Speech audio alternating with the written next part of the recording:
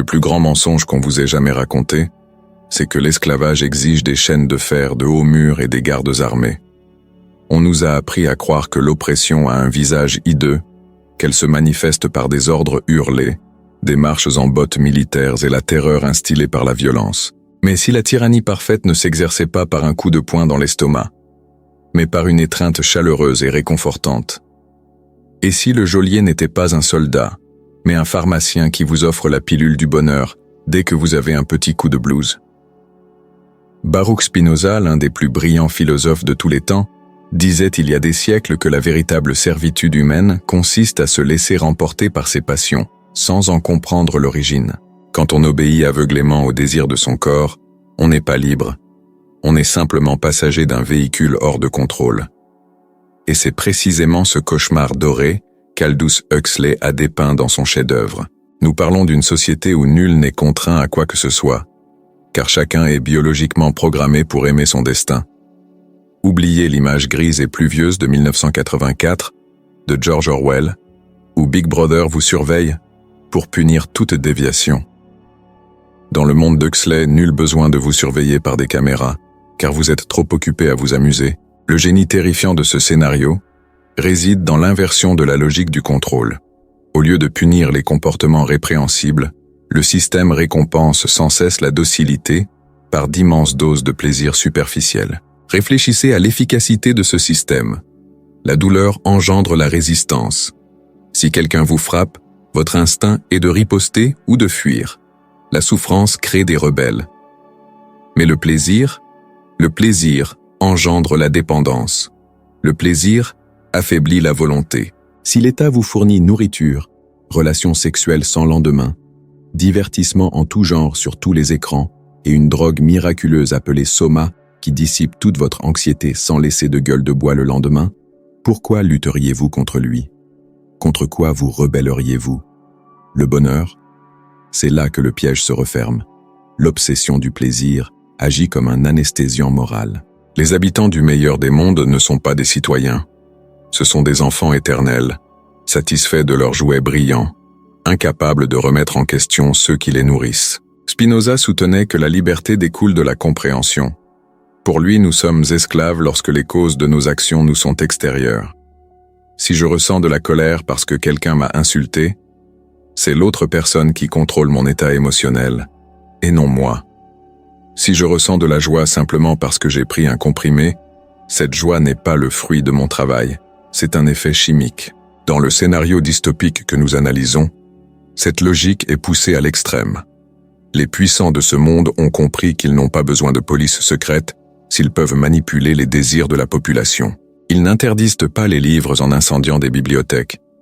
Ils conditionnent les gens dès leur naissance à avoir du dégoût pour la lecture et à aimer les sports complexes qui nécessitent l'achat d'équipements coûteux, ce qui permet à l'économie de tourner et aux esprits de rester abrutis. Ce qui est profondément troublant, c'est que si l'on demandait à n'importe quel habitant de ce monde s'il est libre, il répondrait par l'affirmative, un sourire aux lèvres. « Je fais ce que je veux », dirait-il. « Je veux sortir avec 5 personnes différentes cette semaine et je le fais. Je veux voyager et je voyage. Je veux oublier mes problèmes et je prends du soma. » Mais Spinoza, en voyant cela, y verrait l'esclavage le plus pur. Car faire ce que l'on veut n'est pas la liberté si ce que l'on veut a été programmé par autrui. Leur volonté a été détournée. Ce sont des esclaves heureux, et un esclave qui aime ses chaînes est un prisonnier qui ne cherchera jamais à s'échapper. La société était divisée en castes, des alphas intelligents aux epsilons, chargés des travaux manuels.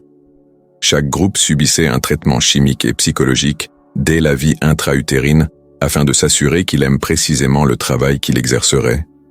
Un mineur ne rêve pas de devenir scientifique, non pas parce que c'est interdit, mais parce que l'idée ne lui traverse même pas l'esprit.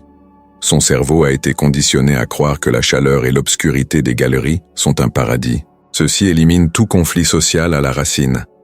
Il n'y a ni envie, ni lutte des classes, ni grève. Il n'y a qu'une stabilité monstrueuse, fondée sur un contentement chimique. Appliquée à notre réalité, la critique d'Huxley et la philosophie de Spinoza résonnent avec une force percutante. Combien de fois avons-nous choisi la facilité? Combien de fois avons-nous fui une conversation difficile, une pensée complexe ou un moment de silence pour nous réfugier sur l'écran de notre téléphone en quête d'une dose rapide de dopamine. Nous n'avons pas de soma, mais nous avons des algorithmes qui connaissent nos faiblesses mieux que nous-mêmes. Notre culture nous répète sans cesse que le but de la vie est d'être heureux, concevant le bonheur comme l'absence totale de malaise et la satisfaction immédiate de tout désir de consommation. Nous sommes devenus accros à la distraction. Et une population distraite est une population docile. Si nous sommes tous trop occupés à courir après le prochain voyage, le prochain achat, le prochain j'aime ou le prochain marathon de série, qui reste-t-il pour se soucier des décisions difficiles qui affectent l'avenir de l'humanité? Qui reste-t-il pour surveiller ceux qui surveillent? La tyrannie du bien-être est silencieuse. Elle n'envahit pas votre maison en défonçant la porte. Elle entre par la porte d'entrée invitée par vous, en vous promettant que si vous cessez de vous soucier des choses sérieuses et profondes, tout ira bien. L'horreur du meilleur des mondes ne réside pas dans le fait que les choses aient mal tourné, mais dans le fait qu'elles aient trop bien fonctionné. Le système est efficace. Les gens ne souffrent plus. La guerre est finie. La famine est terminée. Mais le prix à payer fut l'humanité elle-même. En éliminant toute possibilité de ressentir autre chose que du plaisir, on a anéanti toute capacité d'évolution. Spinoza disait que la joie est le passage d'une perfection moindre à une perfection supérieure. Mais cette joie statique et artificielle de l'état mondial ne mène nulle part. C'est un cercle vicieux de stimulus et de réponses, comme un rat de laboratoire qui appuie sur un levier pour recevoir du sucre jusqu'à en mourir d'épuisement. Ils ont résolu tous les problèmes humains en éliminant l'être humain de l'équation et en ne conservant que le consommateur biologique. L'individu a été dissous. Il n'y a plus de place pour la solitude, la réflexion, ni pour le soi qui se distingue de la masse. Il n'y a plus que le collectif bruyant et souriant. La vie privée est perçue avec suspicion et la solitude comme un comportement antisocial dangereux. Il faut être constamment connecté, interagir sans cesse, consommer en permanence, être toujours heureux. C'est une dictature sans dictateur visible, où le tyran est le désir même de confort. En nous regardant dans ce miroir déformant, Spinoza nous oblige à nous poser la question suivante. Quelle part de ma vie m'appartient vraiment? Combien de mes désirs sont authentiques et combien m'ont été inculqués par une culture qui tire profit de ma passivité? Si la liberté exige des efforts, de la raison et la capacité de dire non à nos impulsions immédiates, sommes-nous aussi libres que nous aimons l'imaginer? Ou, si l'on nous proposait aujourd'hui une pilule garantissant le bonheur éternel en échange de notre autonomie, la file d'attente pour l'accepter ferait-elle le tour du monde? Mais si le bonheur perpétuel et artificiel nous coûte notre liberté, qu'advient-il lorsque nous éliminons complètement la souffrance de l'expérience humaine? Pouvons-nous aimer, créer ou trouver un sens à notre existence dans un monde où nous n'avons plus jamais à rien sacrifier? La mort des profondeurs. Le prix de l'absence de souffrance. Pensez au moment le plus marquant de votre vie. Peut-être la naissance d'un enfant, la guérison d'une grave maladie, le deuil d'un être irremplaçable, ou encore l'accomplissement d'un rêve après des années de lutte. Maintenant, faites un exercice honnête.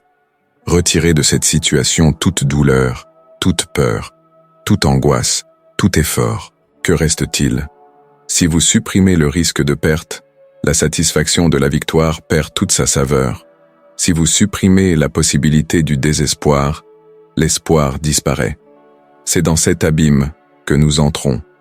L'idée terrifiante qu'une vie sans souffrance n'est pas le paradis, mais un désert de sens. Dans l'univers créé par Aldous Huxley, l'humanité a commis un meurtre silencieux. Elle n'a pas tué des êtres humains, elle a tué la tragédie.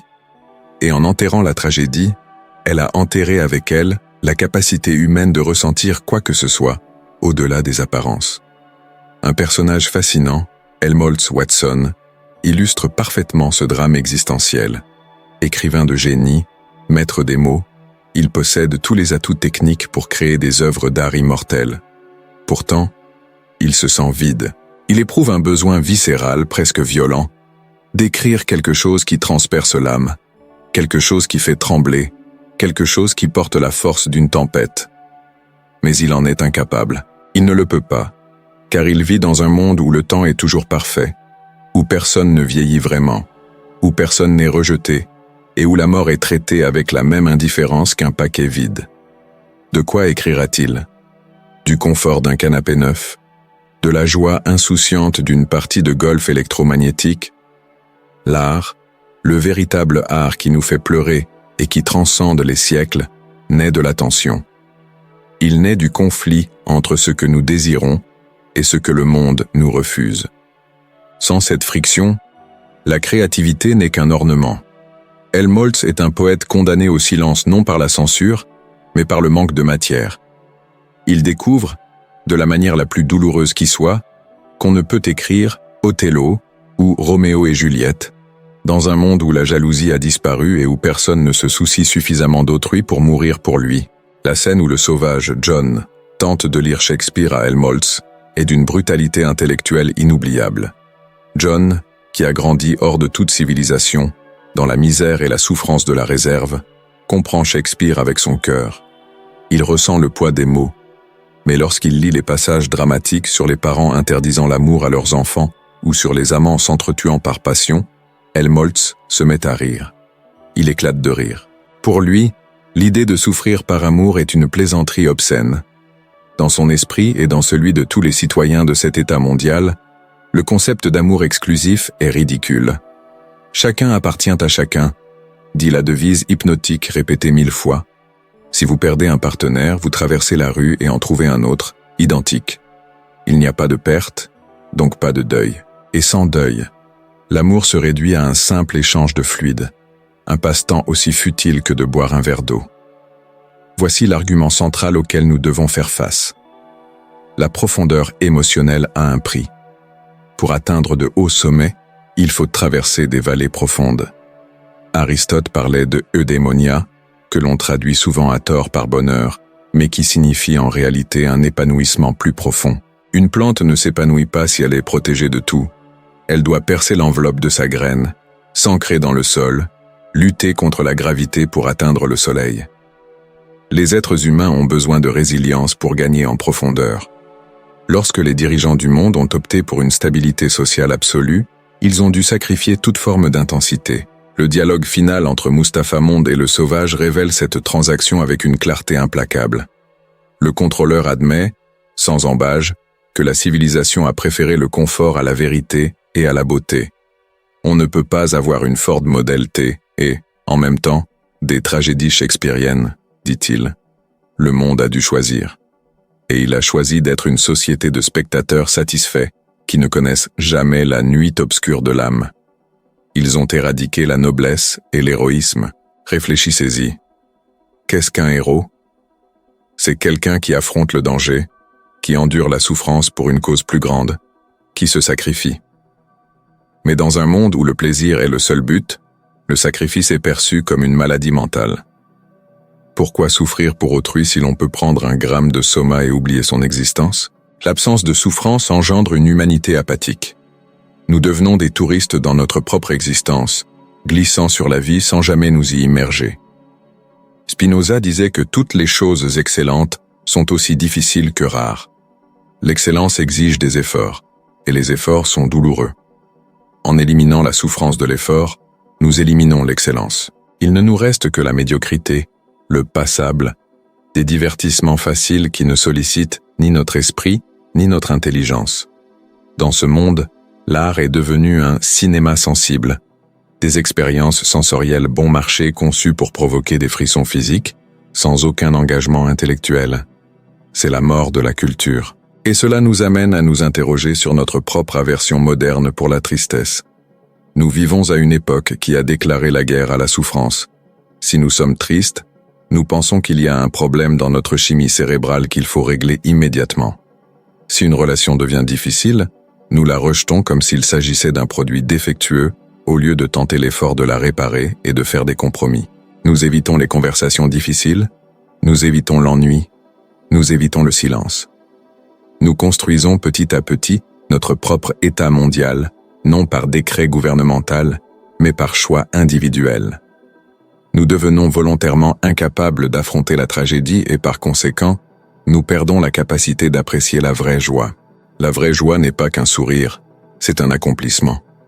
C'est le sentiment de celui qui a gravi la montagne et qui, fatigué, couvert de poussière, mais vivant, contemple le paysage. Le bonheur que nous vend. Le meilleur des mondes est celui de quelqu'un transporté en hélicoptère au sommet d'une montagne, endormi. Il est arrivé au sommet, certes, mais il ignore comment il y est parvenu. Il ne ressent plus le vent de la même façon, et il n'a aucune histoire à raconter. Il est heureux, mais il est vide. Et c'est peut-être là la pire des malédictions. Passer 80 ans sur Terre sans jamais avoir ressenti son cœur s'emballer de peur ni se briser de compassion.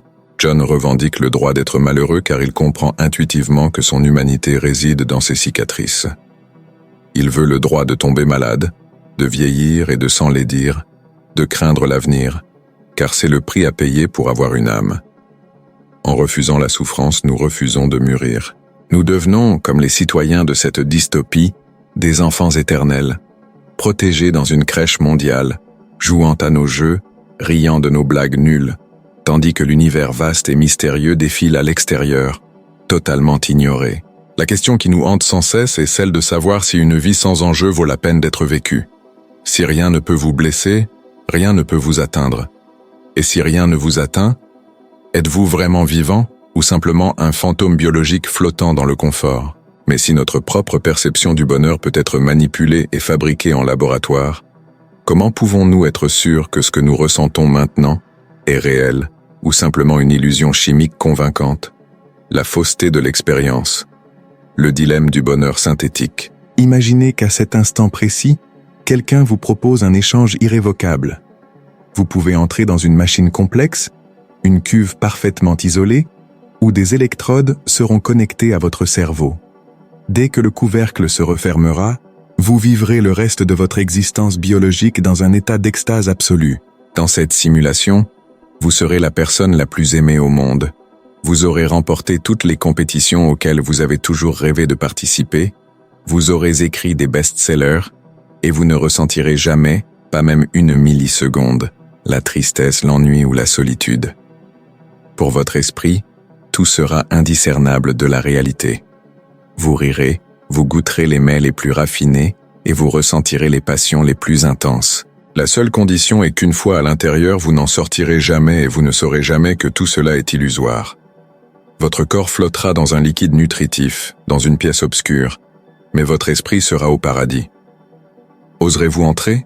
La plupart d'entre nous, confrontés à cette expérience de pensée proposée par le philosophe Robert Nozick, reculons d'un bond, un frisson nous parcourant l'échine. L'idée nous donne la nausée. Et c'est précisément ce malaise qui révèle la faille fondamentale de la société parfaite d'Aldous Huxley. Nous ne voulons pas seulement avoir l'impression d'avoir accompli quelque chose, nous voulons l'avoir réellement fait. Nous ne voulons pas seulement le sentiment d'être aimé, nous voulons la vérité du lien, même si cela implique le risque d'être rejeté. Le dilemme du bonheur artificiel est qu'il nous prive de la seule chose que nous possédons vraiment, notre histoire. Dans le meilleur des mondes, les citoyens vivent à l'intérieur de cette machine à expérience, mais sans les fils apparents. Le soma, la drogue sacrée de l'État, n'est pas qu'un antidépresseur. C'est un éditeur de réalité en temps réel. Il permet de sauter les chapitres ennuyeux de la vie et de ne vivre que les meilleurs moments. Mais si l'on saute le voyage et que l'on arrive directement à destination, a-t-on vraiment voyagé? Spinoza, des siècles avant que cette dystopie ne soit écrite, nous avait déjà donné la clé pour déconstruire cette farce. Pour lui, il existe une différence abyssale entre être l'acteur de ses affections et être la victime passive de stimuli extérieurs. Lorsque votre joie provient du fait que vous avez construit une table de vos propres mains, ou que vous avez enfin compris un concept difficile après des heures d'études, cette joie est une affirmation de votre pouvoir. Vous avez grandi, vous vous êtes épanoui. En revanche, lorsque votre joie provient de l'ingestion d'un comprimé parce que le temps était nuageux, vous n'avez pas agi. Vous avez subi. Vous n'êtes pas le sujet de votre bonheur, vous en êtes l'objet. La société d'Huxley est entièrement composée d'objets souriants, de pantins de chair qui réagissent à des stimuli chimiques, mais qui n'ont aucune vie intérieure véritable. Ils sont heureux comme une pierre chauffée par le soleil. C'est un état physique, non une réalisation existentielle. La confrontation finale du livre, où le sauvage revendique le droit d'être malheureux, est souvent mal interprété comme un désir masochiste de souffrance. Mais il ne s'agit pas de souffrance, il s'agit d'appropriation. John préfère sa propre misère, avec toutes ses imperfections, sa faim, sa peur et sa vieillesse, au bonheur factice qu'on lui propose, car cette misère est la sienne. Elle est authentique, elle est réelle. La vérité a un poids que l'illusion, aussi douce soit-elle, ne pourra jamais atteindre. Il y a une dignité silencieuse dans la réalité brute que le vernis de l'hédonisme tente de dissimuler.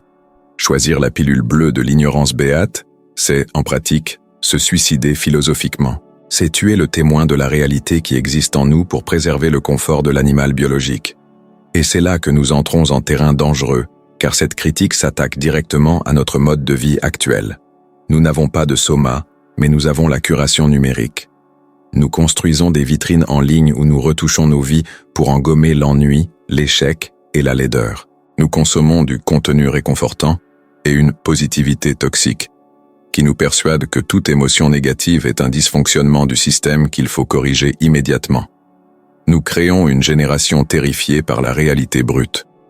L'idée de se retrouver seul dans une pièce, sans écran, face à son propre vide, est devenue la torture moderne par excellence. Pourquoi affronter la réalité si l'on peut glisser son doigt sur l'écran et recevoir une dose instantanée de dopamine?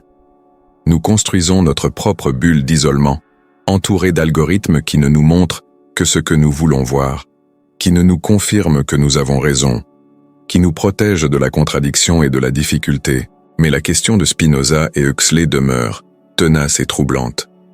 Cela en vaut-il la peine? Vaut-il la peine d'être roi dans un monde de rêve si, en réalité, on est prisonnier endormi dans une cellule? Le bonheur factice est fragile. Il exige un entretien constant. Il nous oblige à fermer les yeux sur la vérité à maintes reprises. La réalité, avec toute sa dureté, est solide. Elle porte le poids de l'existence. Une vie passée à la poursuite incessante du plaisir est une vie de fuite permanente, un marathon loin de soi-même. Et peu importe la vitesse à laquelle on court, le nombre de pilules avalées, le nombre de vidéos visionnées pour se distraire, tôt ou tard, le silence nous rattrape. Et quand ce sera le cas, aurons-nous quelque chose de réel à lui offrir, ou seulement une poignée de sensations empruntées?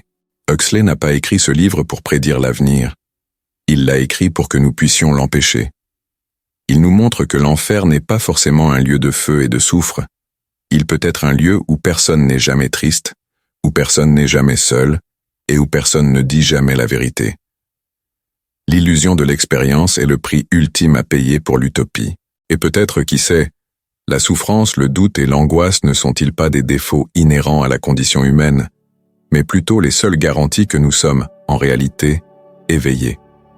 Si vous pouviez choisir maintenant entre un doux mensonge et une vérité douloureuse, quelle version de votre histoire laisseriez-vous par écrit? La réponse à cette question définit non seulement qui vous êtes, mais aussi si vous êtes libre, ou simple rouage de la machine, d'un monde nouveau et audacieux. Si cette réflexion vous a amené à vous interroger, ne serait-ce qu'un instant sur la nature de votre propre liberté et de votre bonheur, alors nous avons déjà commencé à briser les chaînes. Mais la discussion ne s'arrête pas là, et la philosophie dispose de bien d'autres outils pour nous aider à percer le brouillard. Si vous souhaitez poursuivre l'exploration de ces idées à la fois dérangeantes et nécessaires, abonnez-vous à la chaîne et activez les notifications, car à chaque vidéo, nous nous enfonçons un peu plus profondément dans l'inconnu. Laissez un « j'aime » si vous choisissez la réalité, et dites-moi en commentaire, seriez-vous prêt à entrer dans la machine à expérience ou à rester ici, dans le froid et la vérité? Je veux connaître votre choix. À bientôt pour une nouvelle réflexion.